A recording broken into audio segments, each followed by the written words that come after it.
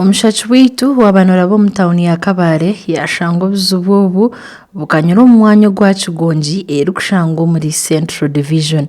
Abatuura nibajya ngu Byerarikirize ngo abebembezi kuba batakozire kirikubasika kumaraho oburemeezi obu nibabaasa kurara bagira obuzibu. Eratuteganisa munonga kandi barabishamu n'ebintu nibabashuma barebishamu.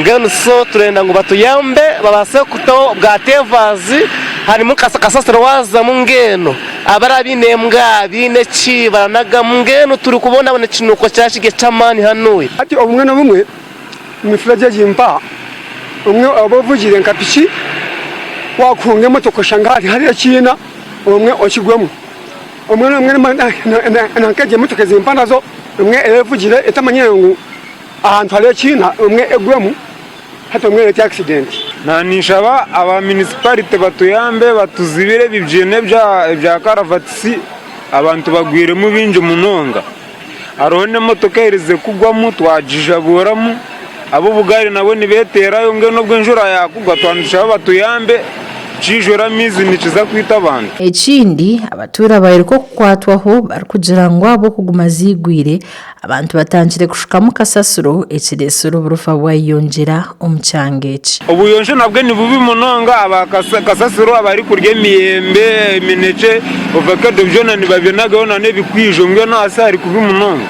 Ine obumbire nyine piki njuvugire ndi kugwa omu manhole azezo manhole waza kuzipima kuruga hansi kushika higuru nizishika omuri futi mwenda aza imagine wako mukina cya futi mwenda nukimanya ngo kwakuryo yaho bakuza kuzika taro kinde kikuba kirengera ari yecho. Sam Arnitwe orukwebembera Central Division omuri Kabale municipality yereka ngo batangire kugamba n'aba National Water and Sewage Corporation okumaraho oburemezi oburyo mu byinebi.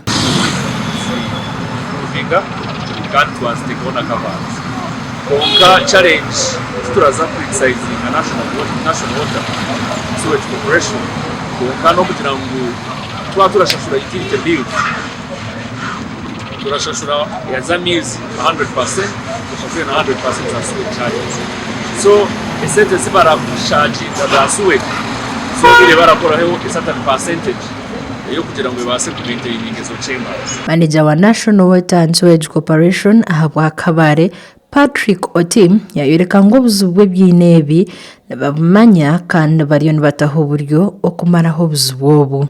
Our major issue has been a lot of vandalism because we usually replace them and people steal them. So even now we are scheduled to replace them, I think by the end of this week again. Okay. So I think the long-term solution is to get plastic, but again, still I don't know who keeps removing them. So is there a way you are trying to act it out with security so that you can handle because most of those people who steal them are like these people go to sell scrap and all that. Ururembo rwa Kabale ni rumwe aha ndembo ezirindire kuba sitizi omu bwire butari bwahare. Kuragagasha kwa Job na Manya awa tayari West omuri Kabale.